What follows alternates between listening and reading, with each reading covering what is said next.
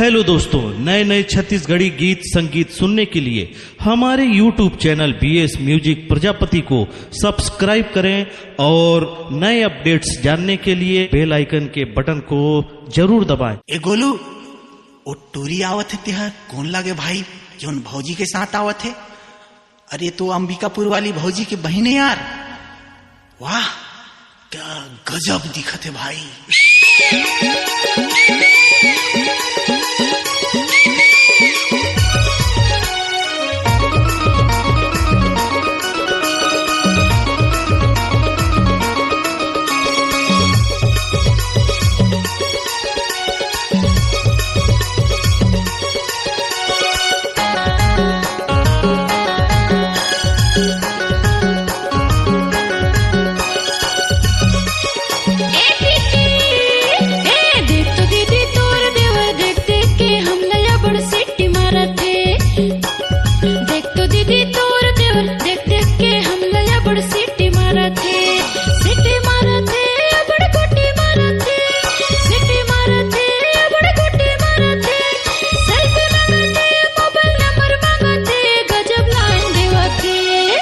अजी ये भौजी काहे जी?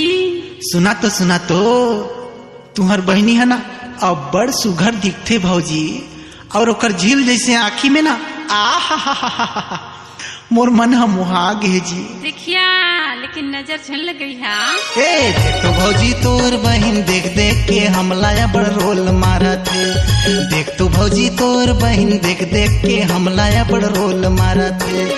रोल मारा थे या बड़ झोल मारा थे। रोल मारा थे या बड़ झोल मारा थे।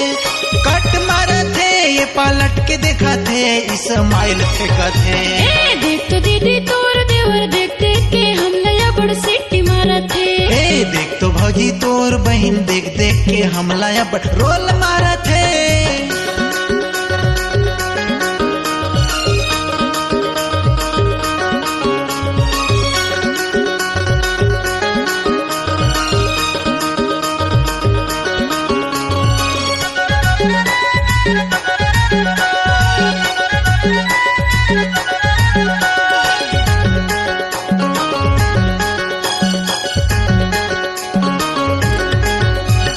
उम्र 16 साल हो गए चढ़ती है जवानी तुहर चढ़ती जवानी। अरे चाचा हमरे आगू मार झन फुटानी ते मार झन फुटानी।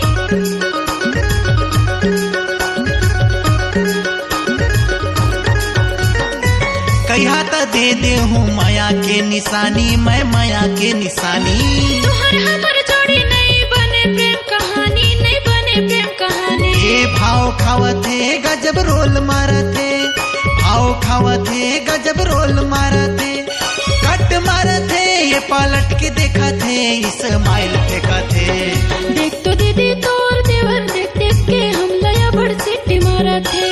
देख तो भौजी तोर बहन देख देख के हमलाया बड़ सीटी मारा थे।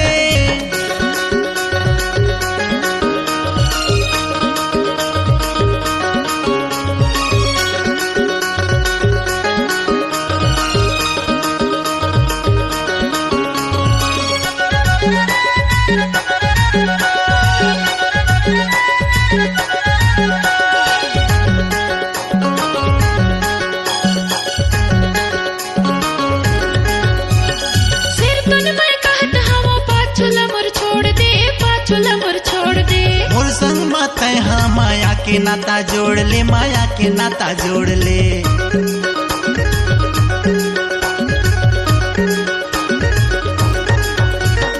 टांग मोला कर बेटा खाबे मार गारी ते खाबे मार गारी। ये तू इचला बना हूँ मोर घर के सुवारी, मोर घर के सुवारी।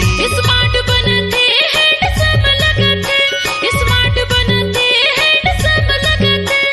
सेल्फी मांगते मोबाइल नंबर मांगते, गजब लाइन देवते। देख तो भौजी तोर बहन देख देख के हमलाया बड़ रोल मारा थे। देख तो दीदी तोर देवर देख देख के हमलाया बड़ सीटी मारा थे। रोल मारा थे या बड़ झोल मारा थे। रोल मारा थे या बड़ झोल मारा थे। कट मारा थे ये पालट के देखा थे इस्माइल फेंका थे। देख तो दीदी तोर देवर देख देख के हम भौजी तोर बहिन देख देख के हमला या बड़ रोल मारत है। देख तो दीदी तोर देवर देख देख के हमला या बड़ सिटी मारत है। देख तो भौजी तोर बहिन देख देख के हमला या बड़ रोल मारत है। देख तो भौजी तोर बहिन देख देख के हमला या बड़ रोल मारत है। देख तो भौजी तोर बहिन देख देख के हमला या बड़ रोल मारत है। मन देख ला भाई अपन, मैं नहीं जानो।